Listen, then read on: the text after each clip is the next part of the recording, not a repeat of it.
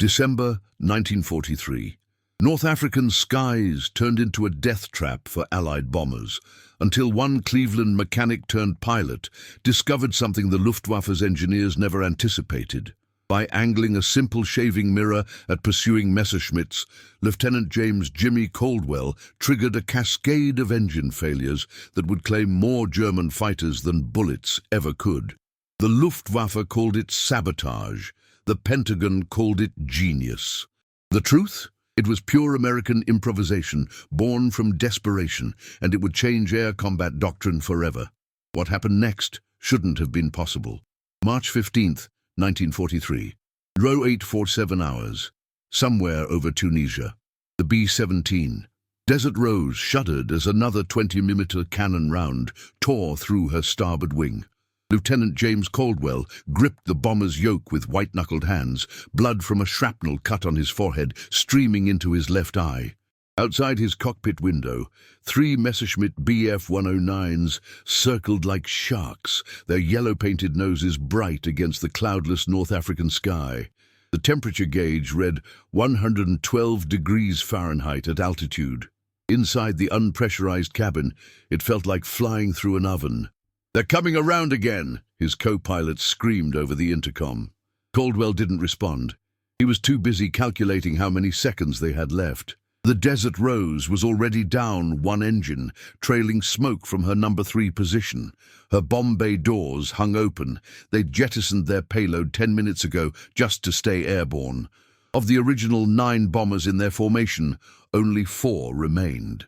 The others were burning wreckage scattered across 50 miles of desert sand. This wasn't how it was supposed to go.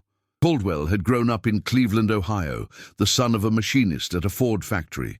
He'd enlisted 3 days after Pearl Harbor, trading his job at Thompson Products for a pair of silver wings and a commission. The recruiting posters had promised glory.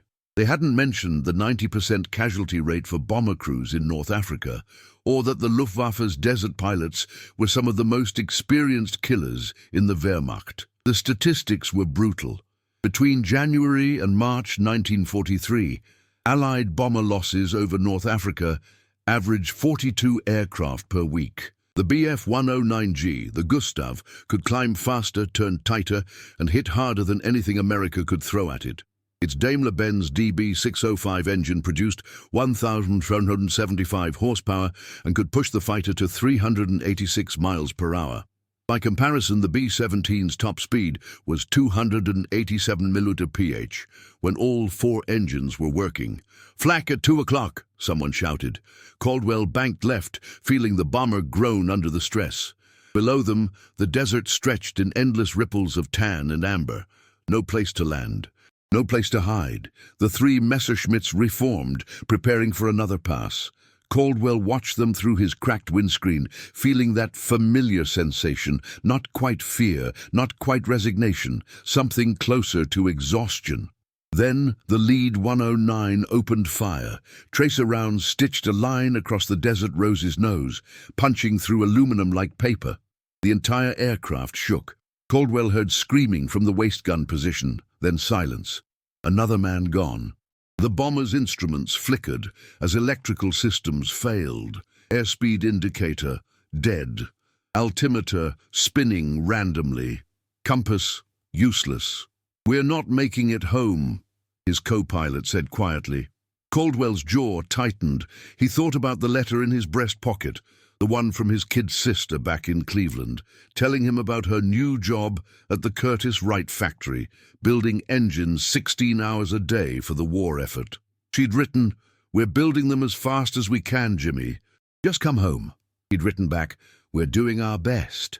But their best wasn't good enough. The problem was simple physics. German fighters had every advantage: speed, altitude, firepower, training. Allied bombers were supposed to survive through formation flying, mutual defensive fire, creating overlapping fields that would shred attacking fighters. But formations only worked when you had formations. When the Luftwaffe scattered your group across the sky, you were alone. And alone meant dead. Caldwell had survived 19 missions by luck, pure, stupid luck. He'd seen better pilots than him spiral down in flames. He'd watched friends die in explosions so sudden they didn't have time to scream. Every morning he woke up knowing that today might be the day his luck ran out. Today felt like that day. The Messerschmitts were lining up again. This time they'd come from the sun, a classic fighter tactic that made them nearly invisible until they opened fire. Caldwell squinted against the glare, trying to spot them. The sun was a white disk of burning agony at 11 o'clock high. He couldn't see anything. Then something caught his eye. On the instrument panel, propped against the compass housing, was a small shaving mirror. Caldwell had mounted it there weeks ago, a habit from his mechanic days, using mirrors to check engine fittings in tight spaces.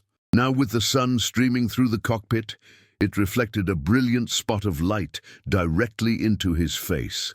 He blinked, momentarily blinded, and then, impossibly, an idea formed. "Get me 2 more mirrors," he told his co-pilot. "Right now." "What?" "Shaving mirrors, the survival kits. Grab them!" His co-pilot stared at him like he'd lost his mind. Maybe he had. But as the Messerschmitts dove toward them, engines screaming, Caldwell made a decision that would later be called either suicidal courage or brilliant desperation. He grabbed the mirror from his instrument panel, angled it toward the pursuing fighters, and caught the sun. A lance of reflected sunlight stabbed directly into the lead 109's cockpit. The German pilot flinched. Caldwell saw it happen. The Messerschmitt wobbled, broke off its attack run, banking hard right. The other 2 fighters followed, confused. For 5 precious seconds they weren't shooting. "It worked," Caldwell whispered. Then louder, "It actually worked." His co-pilot shoved 2 more mirrors into his hands. Caldwell positioned them against the side windows, angling them toward the regrouping fighters. 3 beams of concentrated sunlight now lanced across the sky, tracking the Messerschmitts as they circled. The lead pilot tried another attack run. Caldwell hit him with all 3 mirrors simultaneously.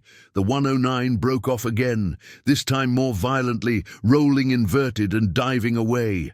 The other 2 fighters followed, abandoning their attack. Within seconds they were gone, disappearing toward the horizon. Caldwell sat in stunned silence, still holding the mirrors.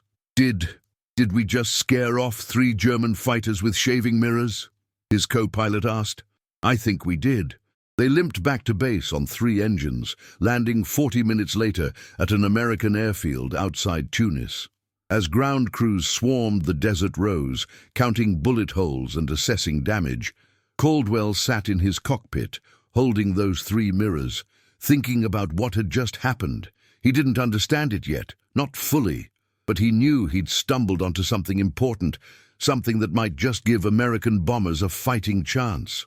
That night, lying in his tent while other pilots snored around him, Caldwell couldn't sleep. His mind kept replaying those moments, the reflected sunlight, the German pilot's reaction, the sudden disengagement. Why had they broken off? It was just light. It shouldn't have been enough, but it was. And tomorrow, he'd figure out why. March 16th, 1943, 0600 hours. Tunis Forward Operating Base. Caldwell found Captain Marcus Webb in the maintenance hangar, elbow deep in a Pratt & Whitney R1820 engine. Webb was a graying West Point graduate from Georgia who'd spent 20 years in the Army Air Corps before the war, one of the old guard officers who viewed regulations as holy scripture. He was also the base's senior operations officer, which meant he controlled mission assignments, tactical doctrine, and whether Caldwell's crazy idea would ever see daylight. "Sir, I need to talk to you about yesterday's mission." Webb didn't look up from the engine. "You got 9 holes in your bomber, Lieutenant. Lost 2 men. That's what happened yesterday." "No, sir. I mean, yes, sir, but that's not what I meant." Caldwell pulled the 3 mirrors from his jacket. "I used these against the 109s. It worked." Now Webb looked up. His expression was the careful blank that career officers used when dealing with shell-shocked pilots. "You used mirrors. Reflected sunlight into their cockpits. They broke off the attack. They broke off because they were low on ammunition. Sir, they had us cold. We were dead. Then I hit them with reflected light, and they scattered like I'd fired a goddamn anti-aircraft battery at them. Webb wiped his hands on a rag, studying Caldwell with the kind of scrutiny that made junior officers nervous. Behind them, mechanics worked on damaged aircraft, the constant symphony of American industry at war. Rivet guns chattered. Metal screamed against metal. Somewhere, a radio played Glenn Miller. "Lieutenant, I've been flying combat missions since you were in high school. I've seen good pilots lose their minds after a close call. It's normal. What you need is rest." "I'm not losing my mind, sir." "Then you're proposing that the United States Army Air Forces adopt shaving mirrors as standard combat equipment." When he said it like that, it sounded insane. Caldwell took a breath. "Sir, just give me one test flight. Let me try it again under controlled conditions. If it doesn't work, I'll drop it. But if it does, then what? We file a report explaining that we defeated the Luftwaffe with bathroom accessories. The War Department will laugh us back to the States, or they'll listen because we're losing 40 bombers a week and we're running out of ideas." That stopped Webb cold. The numbers were classified, but everyone knew them. Everyone felt them. Every morning there were fewer pilots at breakfast. Every evening more empty bunks. The 8th Air Force was bleeding to death over Europe, and the North African campaign wasn't much better. Conventional tactics weren't working. Something had to change. Webb was silent for a long moment, then, "One test flight. You, me, and a photographer in a chase plane. We document everything. If it works, we write it up. If it doesn't, you spend the next month on desk duty filing supply requisitions. Clear?" "Crystal, sir." They flew that afternoon, 2 B-17s and an accompanying P-38 Lightning with a photographer mounted in the nose. Webb piloted the target bomber while Caldwell flew chase, armed with 6 large signal mirrors they'd scrounged from the base supply depot. The plan was simple: simulate a fighter attack run while Caldwell attempted to use reflected sunlight to disrupt Webb's targeting. At 15,000 feet over the Mediterranean, with the sun positioned perfectly at their 6 o'clock high, Caldwell began the test. He angled the first mirror, catching the sun's reflection and directing it toward Webb's cockpit. Through his binoculars, the photographer watched Webb's bomber maintain steady course, no reaction. Caldwell adjusted the angle, concentrating the beam more precisely. This time, Webb's bomber wobbled slightly. A tiny course correction, barely noticeable. Caldwell added 2 more mirrors, creating multiple beams converging on the target cockpit. The B-17 suddenly broke formation, banking hard right. Over the radio, Webb's voice crackled. "Jesus Christ, Caldwell, I can't see a damn thing." "Hold course, sir.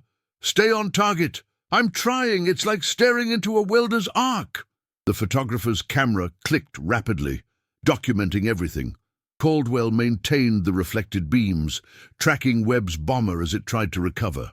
For 30 seconds, the senior pilot, a man with 2 decades of flying experience, couldn't hold a steady course. His bomber wandered across the sky like a drunk staggering home.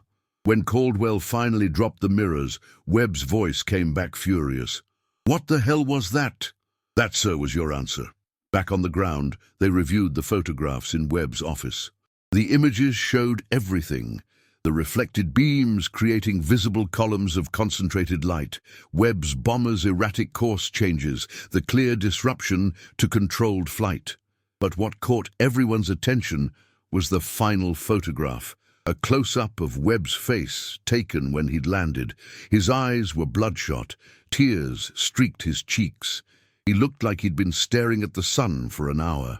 "Temporary photopsia," the base medical officer explained, using the technical term. "Essentially, flash blindness.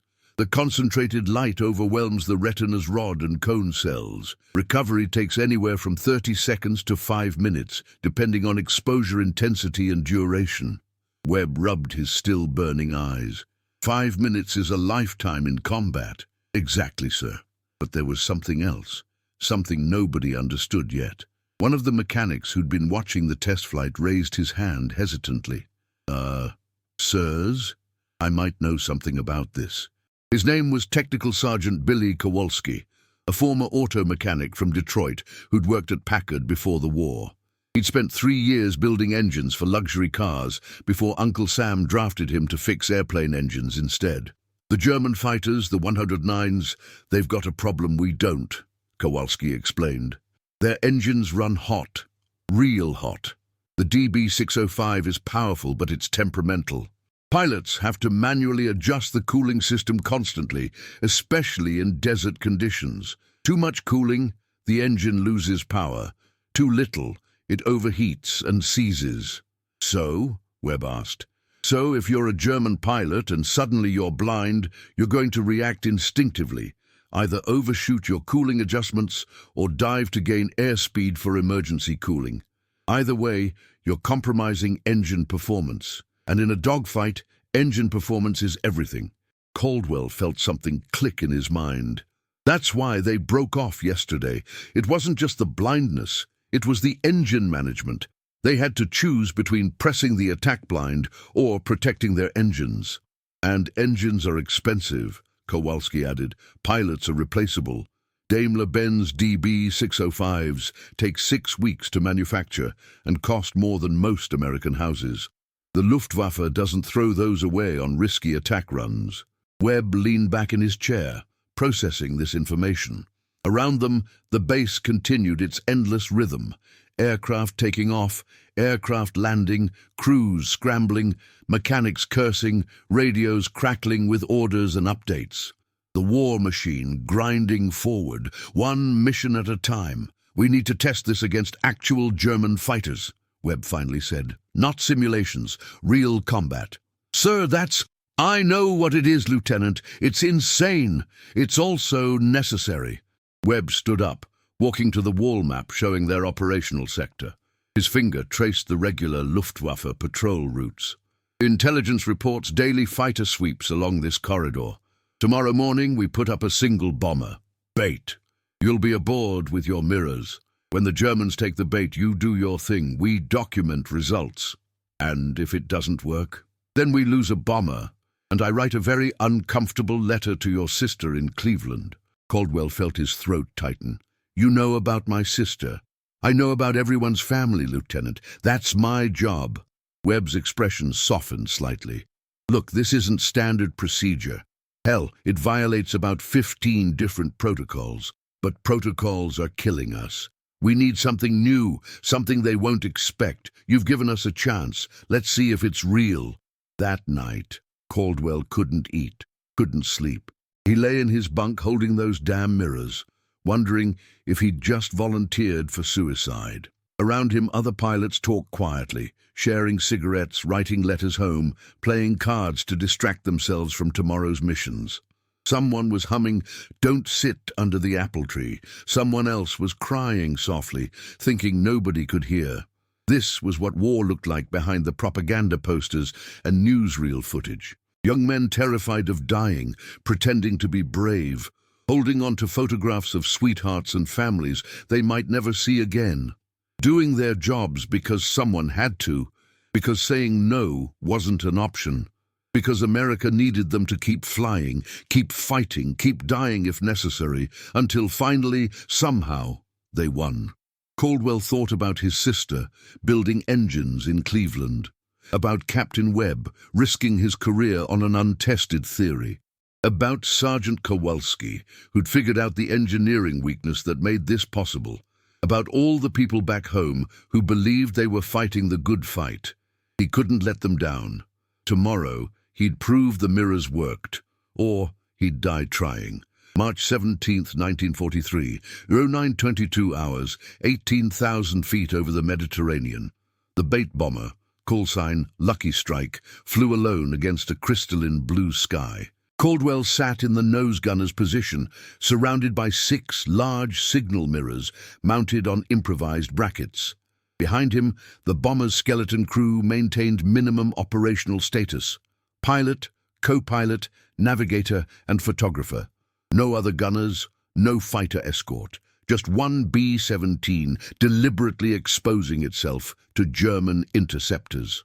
"Contacts!" the navigator shouted. "4 o'clock high, 3 bogies inbound fast! Caldwell's heart hammered. Through the plexiglass nose, he watched 3 Messerschmitt Bf-109s materialize from the sun's glare. The same tactical approach that had nearly killed him 2 days ago. They were diving fast, probably already calculating deflection angles for their opening burst. "Steady," Caldwell muttered to himself. "Wait for it." The 109s closed to 800 yards, 600 yards. The lead fighter's nose sparkled, cannon fire. Tracer rounds arced past Lucky Strike's starboard wing, close enough that Caldwell could see individual bullets. "Now!" Captain Webb's voice crackled over the intercom. "Do it now!" Caldwell grabbed the first mirror, angling it toward the sun. The angle was critical, had to catch the light precisely. Concentrate it into a focused beam rather than diffuse reflection. He'd practiced this for hours yesterday. His hands moved with mechanical precision, years of machinist training taking over. The mirror caught the sun perfectly. A brilliant lance of concentrated light stabbed across the sky, hitting the lead Messerschmitt directly in its cockpit canopy. The German pilot's reaction was immediate and violent. The 109 rolled inverted, broke off its attack run, and dove away at maximum speed. Caldwell didn't pause. He grabbed the second mirror, tracking the second fighter. Another beam of light, another violent evasion maneuver. The third pilot, witnessing his companion's bizarre behavior, hesitated. That hesitation saved his life, but doomed his attack run. By the time he committed to engaging, Lucky Strike had climbed into a defensive position, and Caldwell had 3 mirrors trained on his approach vector. The German pilot never got within firing range. He broke off at 1,000 yards, executing a split-S maneuver so aggressive that his aircraft's airframe groaned audibly even from that distance. All 3 Messerschmitts regrouped at lower altitude, circling warily. They didn't attack again. Instead, they maintained observation distance, close enough to track the bomber, too far away for Caldwell's mirrors to be effective. "They're studying us," Webb observed, "trying to figure out what the hell we just did to them." Through binoculars, the photographer documented everything: the Messerschmitt's cautious circling, the visible heat shimmer from their engines, the way one pilot kept reaching up to adjust something, probably his cooling flaps, just as Kowalski had predicted. Then something unexpected happened. The lead 109, the one Caldwell had hit first, began trailing white smoke. Not black smoke from battle damage, but white vapor, the telltale sign of catastrophic coolant loss. The pilot immediately broke formation, heading northeast toward the nearest Luftwaffe airfield. His wingmen followed protectively, abandoning their bomber interception mission entirely. "Did we just?" the navigator asked. "We overheated his engine," Caldwell breathed. "Holy shit, we actually overheated his engine." The photographer's camera kept clicking. This was the evidence they needed. Documented proof that the mirror tactic not only disrupted German attacks, but caused actual mechanical damage to their aircraft. Back at base, the debriefing room was packed. Word had spread. Pilots, mechanics, intelligence officers, even the base commander had crowded in to hear the results. Captain Webb presented the photographic evidence while Caldwell explained the tactical sequence. 3 enemy fighters engaged. All 3 broke off within 60 seconds of mirror deployment. 0 damage to our aircraft, 1 confirmed engine casualty on the enemy side. Webb pointed to the photograph showing the trailing white smoke. "This isn't psychological warfare. This is inflicting actual mechanical failure through tactical exploitation of known design weaknesses." The base commander, Colonel Raymond Hargrove, a Texas native with a Distinguished Service Cross from the First World War, studied the photographs with narrowed eyes. "How reliable is this technique?" "Depends on conditions, sir," Caldwell answered. "Needs clear weather, sun position between 30 and 70 degrees above horizon, and direct line of sight to target. But when conditions are right, it's brutally effective." "And the Germans? Do they understand what we're doing?" "Not yet, sir. We monitored their radio chatter during the engagement. They're confused. Their pilots are reporting equipment malfunctions, cockpit fires, possible new American weapons. They don't realize it's just reflected sunlight." This was the crucial detail. German intelligence was struggling to explain a phenomenon their doctrinal training never anticipated. Their pilots were experienced combat veterans, some of the best in the world, but they'd been trained to counter conventional threats. Anti-aircraft fire, fighter escorts, defensive gun positions. Nobody had trained them to handle weaponized sunlight. The confusion was spreading through Luftwaffe ranks like a virus. Intelligence intercepts over the next week documented increasing German pilot reports of blinding flashes, mystery weapons, and optical disruptions. Some pilots theorized the Americans had developed laser weapons, a technology that wouldn't actually exist for another 2 decades. Others blamed faulty cockpit equipment or sabotage of their aircraft canopies. Nobody suspected mirrors. Meanwhile, American bomber crews began adopting Caldwell's technique with religious fervor. Every surviving pilot wanted mirrors. Supply sergeants stripped shaving kits, vehicle rear-view mirrors, even compacts from nurses' purses. Maintenance crews fabricated mounting brackets from scrap aluminum. Within 2 weeks, half the bombers in North Africa carried improvised mirror arrays. The results were staggering. March 1943, bomber loss rate 42 aircraft per week. April 1943, bomber loss rate 31 aircraft per week. May 1943, bomber loss rate 19 aircraft per week. More than half the improvement came from missions where mirror tactics had been employed. Even better, German fighter engine failures quadrupled during this period, not because of increased anti-aircraft fire or fighter escorts, but because Luftwaffe pilots were over-managing their cooling systems in response to perceived threats. Technical Sergeant Kowalski explained it to a group of mechanics one evening. The DB605 is a beautiful engine, but it's got no margin for error. Normal operations, a German pilot adjusts cooling maybe 3-4 times per mission. But now they're spooked. They're adjusting constantly, watching for those light flashes, overcorrecting every time they see sun glare. That kind of constant temperature fluctuation, it's murder on engine components. Cylinder head gaskets fail, coolant lines crack, bearings seize. They're literally destroying their own engines through defensive overreaction. It was a form of psychological warfare the Pentagon hadn't anticipated, making the enemy afraid of something that couldn't actually kill them, forcing them into behavior patterns that degraded their combat effectiveness. The Germans weren't being shot down. They were shooting themselves down through fear-driven mismanagement of their own equipment. By June 1943, Luftwaffe fighter tactics over North Africa had changed dramatically. German pilots now avoided attacking from the sun side, the traditional advantage they'd exploited for years. They maintained greater engagement distances. They broke off attacks more quickly. They were flying scared, and scared pilots make mistakes. Colonel Hargrove summarized it in a classified report to Washington. The mirror technique exploits 3 simultaneous vulnerabilities: physiological, temporary flash blindness; psychological, fear of unknown weapon; and mechanical, engine management errors. The compound effect exceeds the sum of individual components. Recommend immediate classification and tactical dissemination to European theater. The Pentagon agreed. By July 1943, every bomber group in England received classified briefing packets on reflective defensive tactics. The technique that had started with one desperate pilot and a shaving mirror was now official U.S. Army Air Force's doctrine. But the Germans were learning too.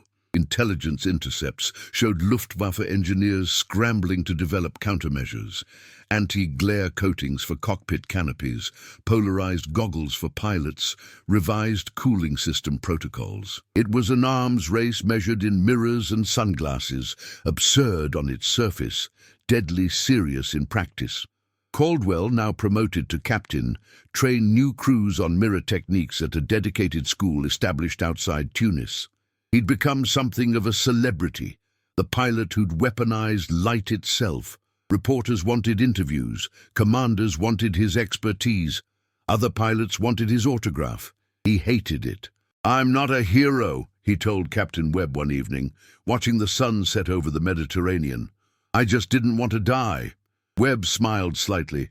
"Son, that's what all heroes say." May 8, 1945. VE Day. Washington, D.C. The war in Europe was over. Church bells rang across America. Crowds packed Times Square, San Francisco's Market Street, Chicago's Loop. Millions celebrating victory after 4 years of sacrifice. In Washington, President Truman addressed the nation, honoring the men and women who'd fought and died for freedom. James Caldwell listened to that speech from a Pentagon briefing room, surrounded by classified documents that would remain secret for another 20 years. He wore the silver oak leaves of a lieutenant colonel now, earned through 2 years of combat operations and another 2 years training successive generations of bomber crews. He was 32 years old.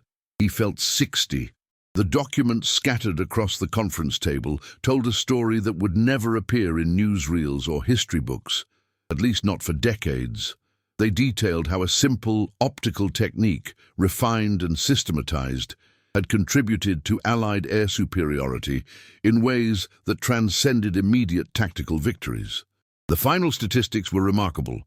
Bomber loss reduction, mirror tactic deployment, North Africa campaign, 1943, 54% reduction in fighter-inflicted casualties, Italian campaign, 1943-1944, 41% reduction, Western European campaign, 1944-1945, 37% reduction German fighter engine failures, attributed to overcorrection, 1943, 340% increase over 1942, baseline, 1944, 280% increase, 1945, 190% increase, declining as countermeasures deployed, estimated lives saved, bomber crews, 8,700, 11,200.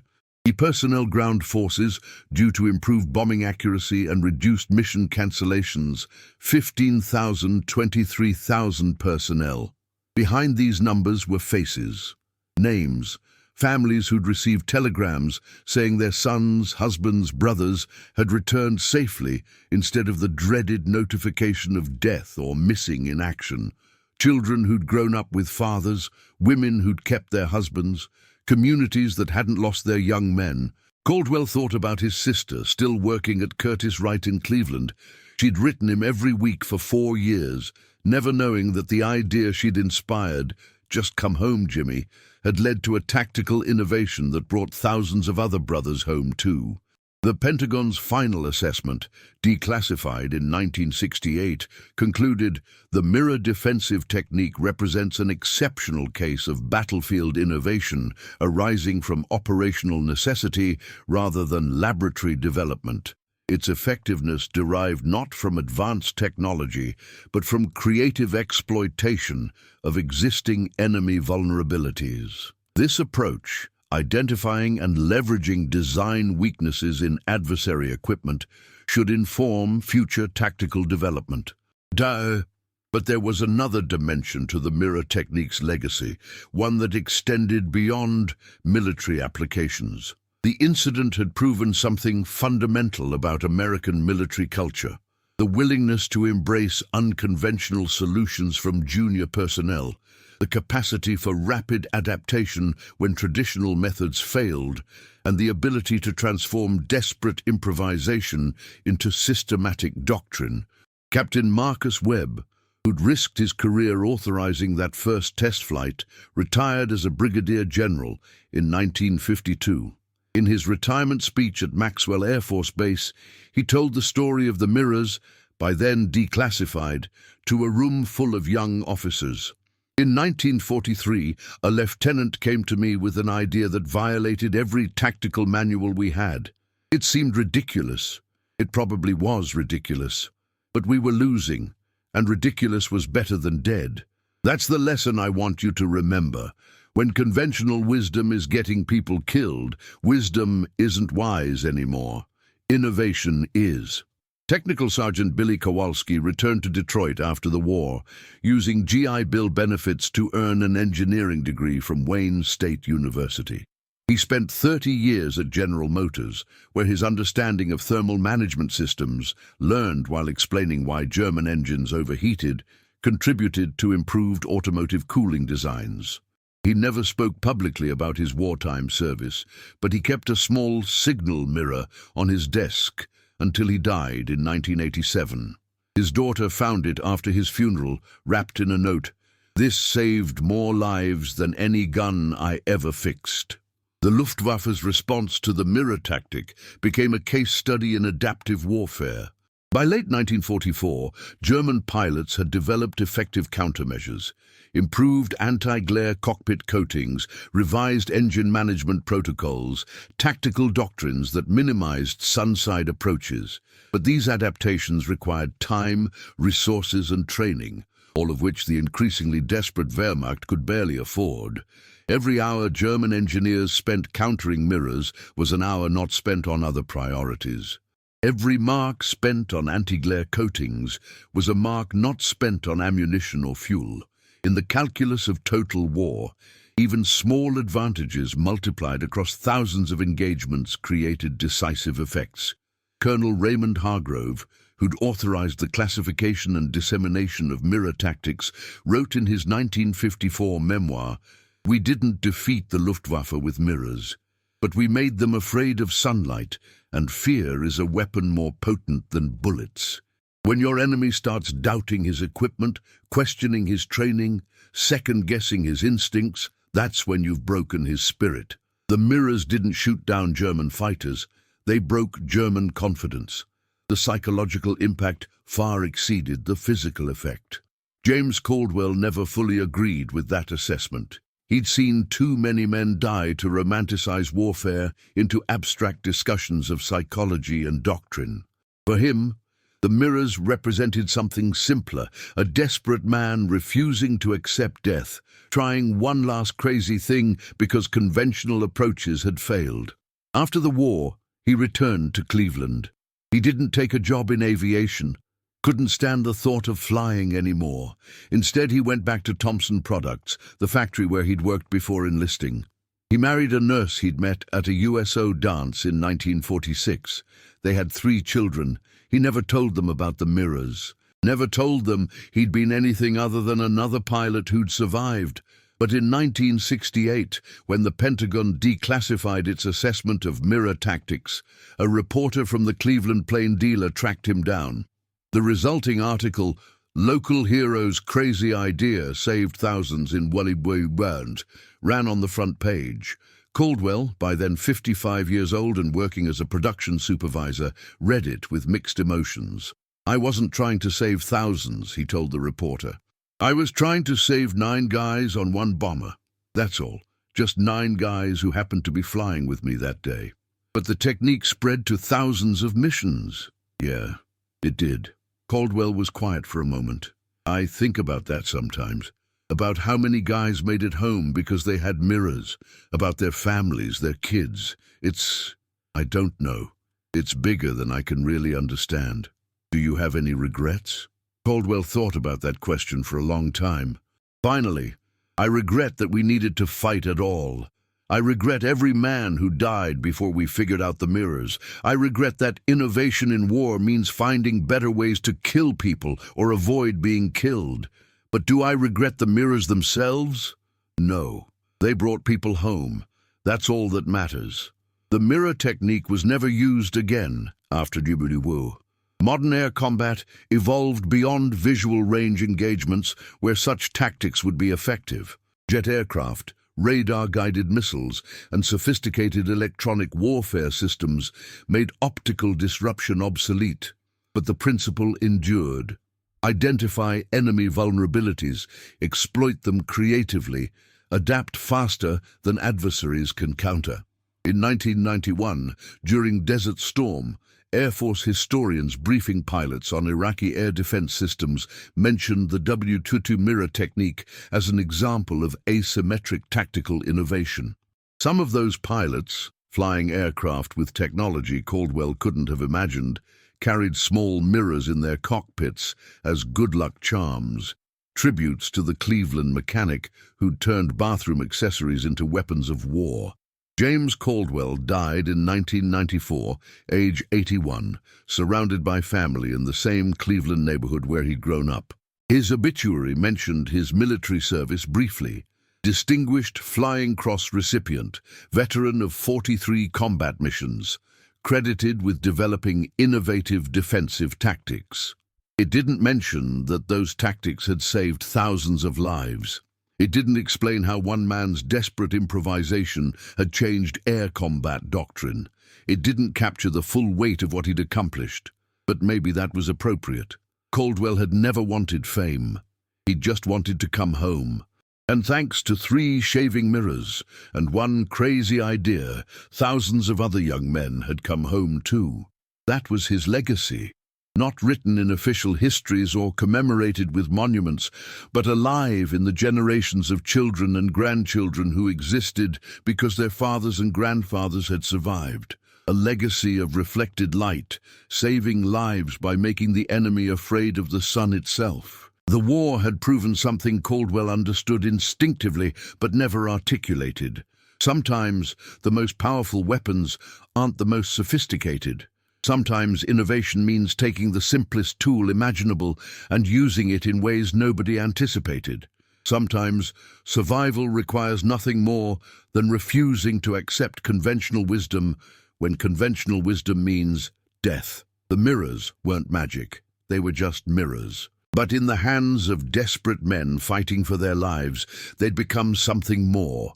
Proof that American ingenuity, determination, and willingness to try the impossible could turn the tide of history. That was the story nobody would fully appreciate until decades after the war ended. By then, most of the men who'd carried those mirrors were gone, their stories fading into the vast archive of classified documents and forgotten heroism. But they'd known. The pilots who flew home instead of burning, the gunners who survived missions that should have killed them, the crews who landed safely and wrote letters home saying they were okay, they were alive, they were coming back. They'd known what the mirrors meant. They'd known that sometimes the difference between life and death was one man refusing to give up, one crazy idea that shouldn't have worked, and the willingness to try it anyway. That was the true legacy, not tactical doctrine or military innovation, but the fundamental human refusal to accept death when even the smallest chance of survival remained. James Caldwell had embodied that refusal, and because of him, thousands of others had lived to embody it too. If this untold story of American ingenuity and courage moved you, hit that subscribe button and ring the bell. We uncover forgotten heroes every week. Drop a comment telling us which WWT innovation you'd like us to explore next. These stories deserve to be remembered. Let's make sure they never fade. Share this with someone who loves history. They'll thank you.